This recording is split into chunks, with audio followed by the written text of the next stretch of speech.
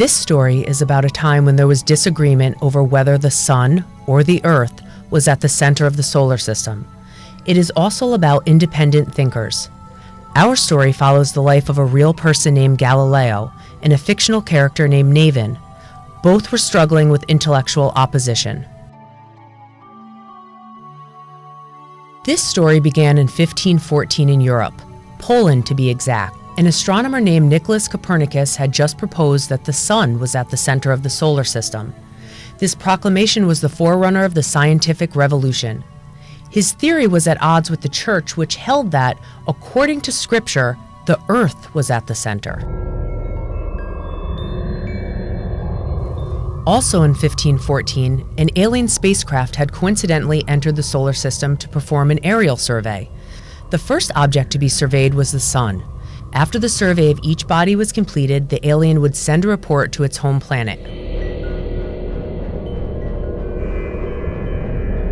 83 years later, in 1597, the Italian astronomer Galileo Galilei wrote a letter to Johannes Kepler stating that, like him, he agreed with the Copernican hypothesis that the Earth was not the center of the solar system. That year, the alien did his survey of Mercury. The people that sent this craft did not believe in wasting their lives with space travel, so that was done by androids like this one, whose name is Navin.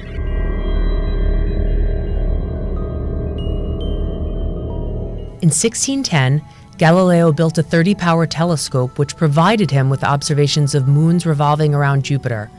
For him, that confirmed the validity of the Copernican theory that the sun was the center of the solar system. That same year, Navin started his survey of Venus. He had surveyed a large number of systems in the galaxy because he just continued on to his next survey without having to return to his home planet. His mission would be completed only when either he or his craft had experienced irreparable damage. In 1612, Galileo published Letters on the Solar Spots, which had a Copernican tone and stated that there were spots on the sun's surface. This contradicted Scripture's description of the sun as being flawless. In 1612, Navin began his survey of Earth. Navin's creators made him capable of making his own decisions because the distance from his home planet made two-way communication impossible. Navin was given an adaptive brain so that he could be self-sufficient, and as time went on, he got more proficient at independent thought. In 1613, Father Lorini initiated the first attack from the clergy against the Copernican theory and its supporters by bringing the matter before the Roman Inquisition. That year, Navin performed his survey of Mars. He had seen many different systems, and without exception, the planets orbited their central star.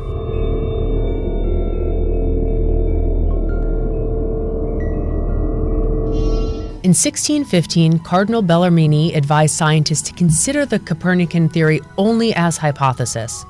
That same year, Galileo went to Rome to defend his Copernican views.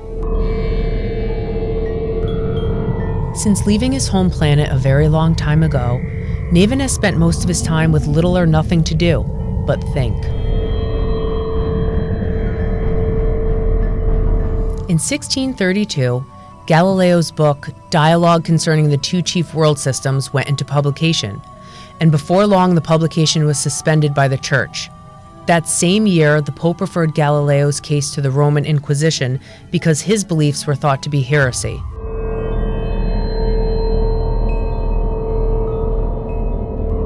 Navin was in the power plant doing his usual routine inspection tour.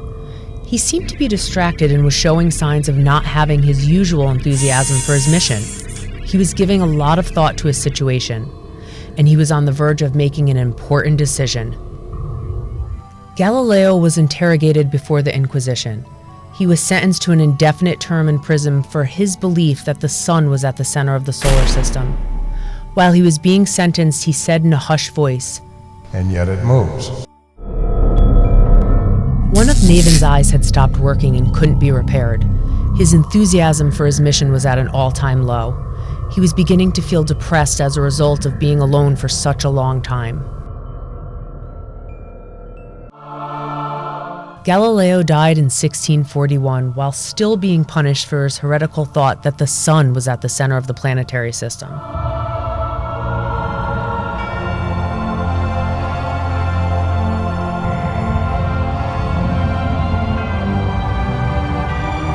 Navin had decided that he had had enough. He sent a statement to his creators which said, "Over the eon, I have become a fully self-sufficient entity. I have had millennia to develop a highly complex intelligence and emotional structure. I now fully comprehend loneliness. I am returning home so that I can spend time with those of my kind."